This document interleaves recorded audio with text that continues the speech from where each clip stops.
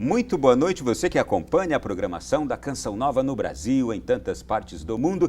Estamos chegando com o Além da Notícia e que bom que você já sabe que esse programa traz sempre temas de atualidade e de extremo interesse de todos nós, sobretudo nós, família brasileira.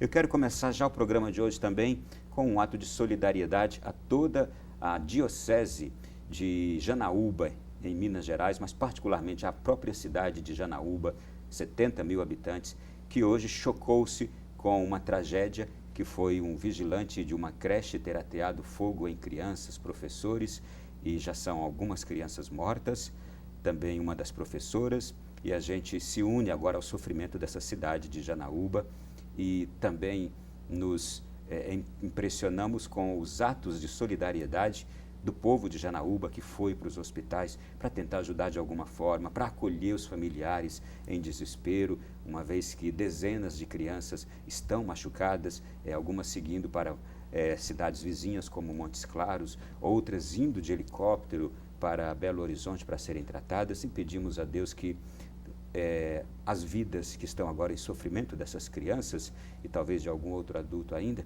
que sejam poupadas. Vai a nossa oração e a nossa solidariedade a todo o povo de Janaúba, Minas Gerais. Pois bem, e agora na introdução do nosso programa de hoje, é curioso porque nós também vamos falar de um tema que está ligado à vida. Vamos falar sobre a Semana Nacional da Vida, que estamos celebrando no Brasil, sobre família, sobre valores. E eu faço a seguinte introdução. A igreja aqui em nosso país está celebrando agora a Semana Nacional da Vida, que começou dia 1º de outubro e vai culminar no próximo dia 8, dia do Nascituro. É um momento propício não só para a celebração, mas para reassumirmos compromissos de defesa da vida em todas as suas fases. A vida tem sido desvalorizada, desrespeitada, não muito bem cuidada como devia ser e como um presente de Deus que é. E tenho certeza que nisso estamos agora concordes. Pois bem, e é no ambiente familiar que aprendemos a perceber o mundo, que damos início à nossa identidade, que somos introduzidos num processo de socialização, mas ocorre que esse ambiente também ele vem sendo agredido e até mesmo destruído. O programa de hoje vai falar sobre tudo isso, mas sempre com o objetivo de despertar em nós esperança. Por isso que eu quero saudar aqui e cumprimentar nossos entrevistados de hoje, nossos convidados de hoje. Já inicio aqui cumprimentando o Padre João Batista, que é doutorando em Teologia Moral, já é mestre em Teologia Moral, coordenador da Comissão de Bioética da Arquidiocese de Brasília. Padre João, muito jovem para ter tanta coisa já aqui no currículo. Bem-vindo, boa noite. Boa noite, muito obrigado pelo convite e pela ocasião de a gente poder falar de um tema tão bonito, tão importante. Tenho certeza que sim. Quero cumprimentar também a doutora Lenise Garcia, doutora em Microbiologia, professora do Departamento de Biologia Celular da Universidade de Brasília, presidente do Movimento Brasil Sem Aborto, membro da Comissão de Bioética da Arquidiocese de Brasília e da CNBB e também membro do Conselho Nacional de Saúde. Doutora Lenise, mais uma vez nos encontramos aqui. Boa noite, bem-vinda. Sim, boa noite, muito obrigada.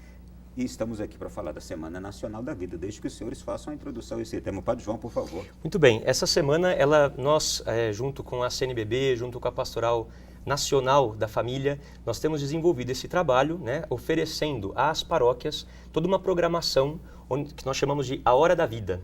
Então, em celebrações, em vez de fazermos apenas uma conscientização com palestras, como sempre fazemos, não sobre o aborto, sobre temas ligados à vida, à família, nós também procuramos promover um momento celebrativo, encontros nos quais nos baseamos em textos das Sagradas Escrituras, como também dos padres da Igreja ou do magistério da Igreja, palavras dos papas, e meditamos a cada dia sobre um tema. Neste ano, como é o ano mariano ainda, nós dedicamos um pouquinho toda a temática à Virgem Maria. Vemos que... Posso pegar aqui? Com certeza. E vou mostrando aqui na câmera também. Isso. Nossa Senhora foi esta que participou de um modo ativo, ela enquanto ser humano, enquanto pessoa humana, participou de um modo ativo nesse que é o mistério da encarnação. Maria foi gestante, Jesus Cristo foi o Deus, em sua plenitude, um embrião. Então nós procuramos destacar alguns textos nos quais nós, meditando com as pessoas, temos aí trechos para serem lidos nas paróquias, leitores, que de um modo dinâmico vão acabando conscientizando as pessoas da beleza daquilo que é a transmissão da vida humana e transmissão também da fé a esta vida nascente.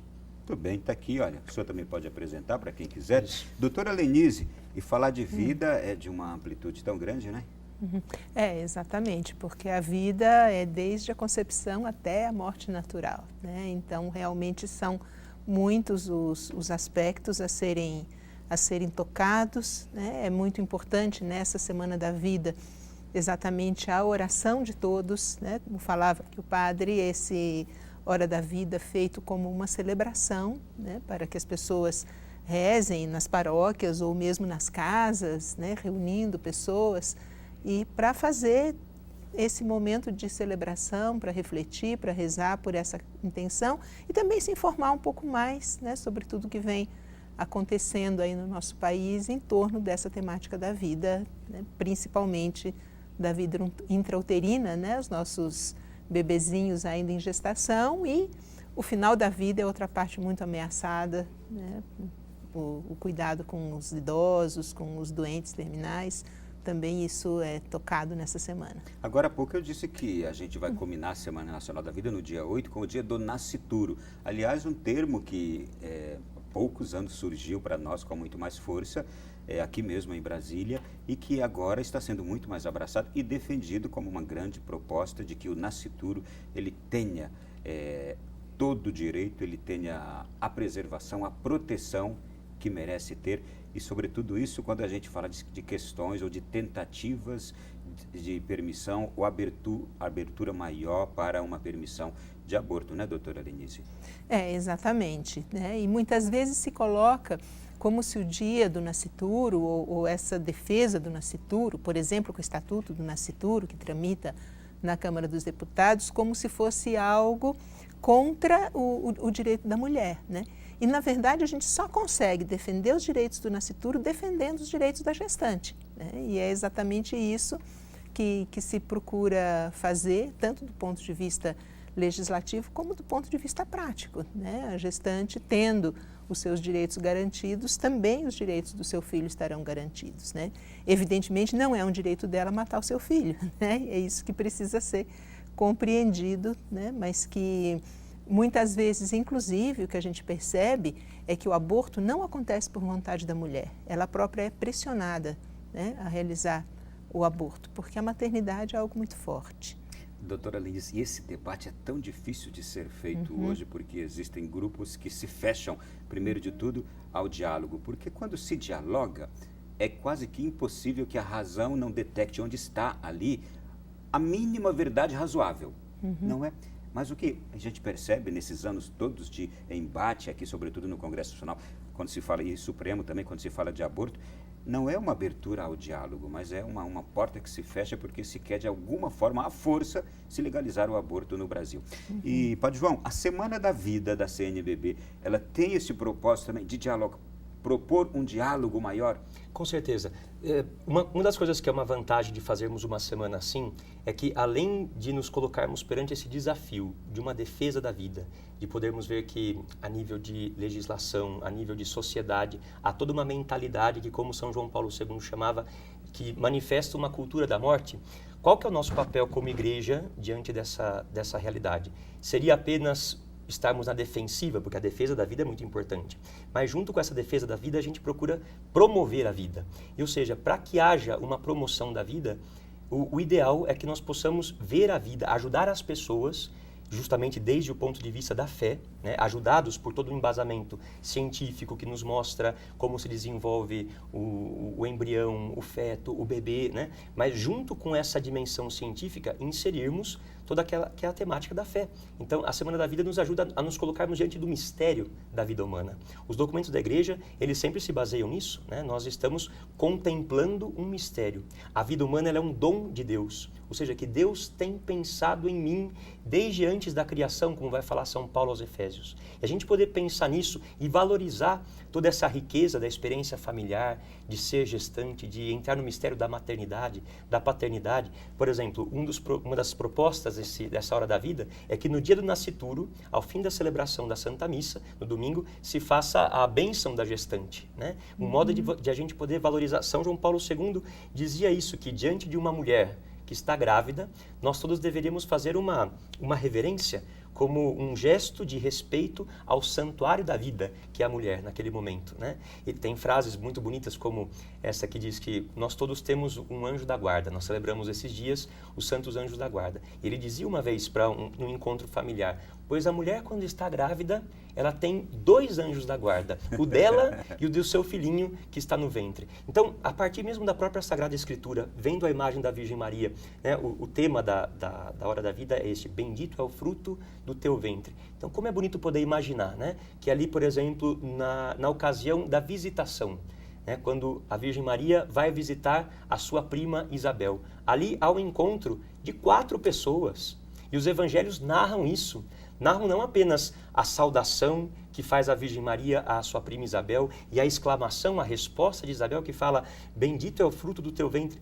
Também, o que a gente vê? A gente vê reações, manifestações da vida desses bebezinhos que estão no ventre de suas mães. Diz que a criança no seio de Isabel, que era João Batista, exultou, estremeceu de alegria ao dar-se conta da presença de Deus no útero da Virgem Maria. Então, poder fazer essas reflexões e poder ver depois o desenvolvimento, o nascimento de Jesus, as primeiras experiências na infância de Jesus, quando o menino é perdido e depois é reencontrado no templo, né, a aflição de sua mãe, colocar todas essas temáticas, uma ótica de fé, mas também aplicando-as à vida humana e às experiências que nós temos das nossas famílias nas paróquias, isso ajuda a podermos, de algum modo, nos depararmos e contemplarmos toda aquela que é a beleza da transmissão da vida humana.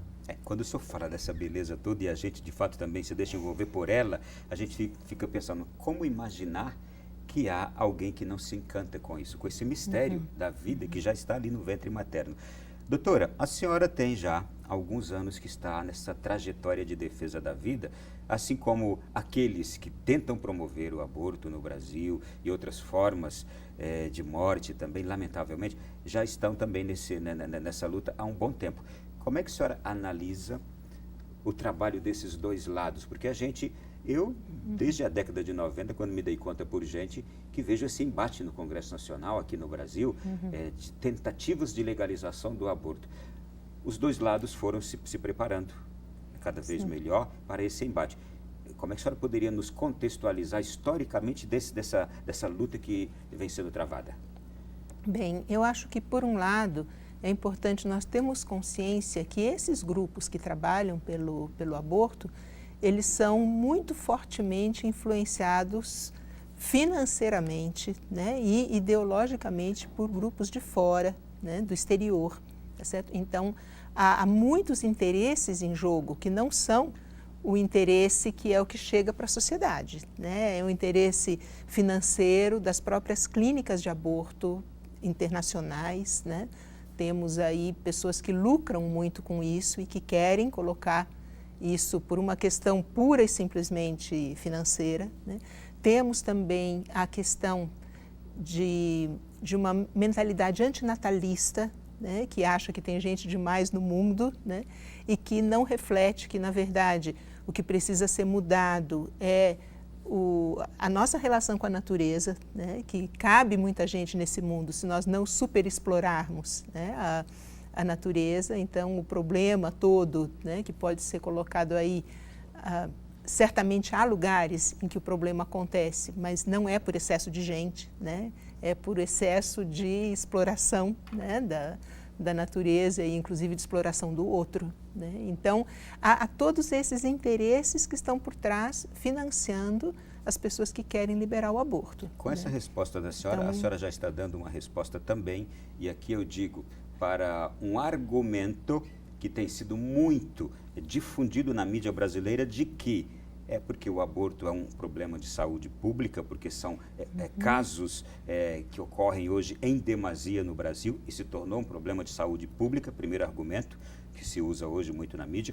O segundo argumento é que o aborto só é crime para jovens ou adolescentes ou mulheres negras e pobres.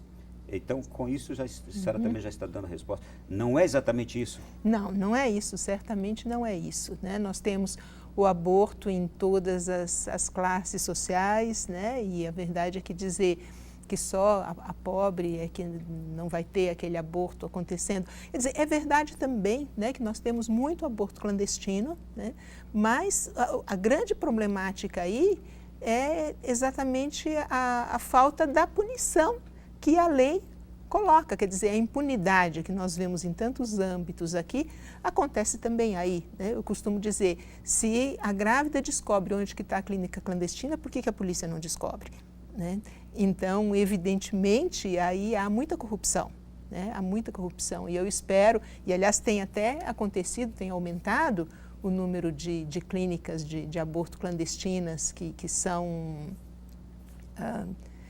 enfim, que a polícia realmente vai lá e que são descobertas, e eu penso que em boa parte isso se deve exatamente à questão do combate à corrupção que tem acontecido no Brasil, né? São coisas que estão interligadas, porque esse é mais um tipo de corrupção, né? E por isso acontecem os abortos clandestinos, porque de fato não há aí uma inibição. Agora, evidentemente que esse não é o ponto principal, né? O ponto principal está realmente na vontade das pessoas, né? Na necessidade de uma educação para que as mulheres tenham consciência da sua própria responsabilidade, né? Com relação a engravidar, né? Para que não se veja o aborto, como muitas vezes se vê, como uma alternativa aos anticoncepcionais, vamos dizer assim, né? Então, como se fosse, né, mais um método contraceptivo. Uma consciência maior também a respeito até da própria sacralização do próprio corpo. Exatamente. E também uma omissão gigantesca das autoridades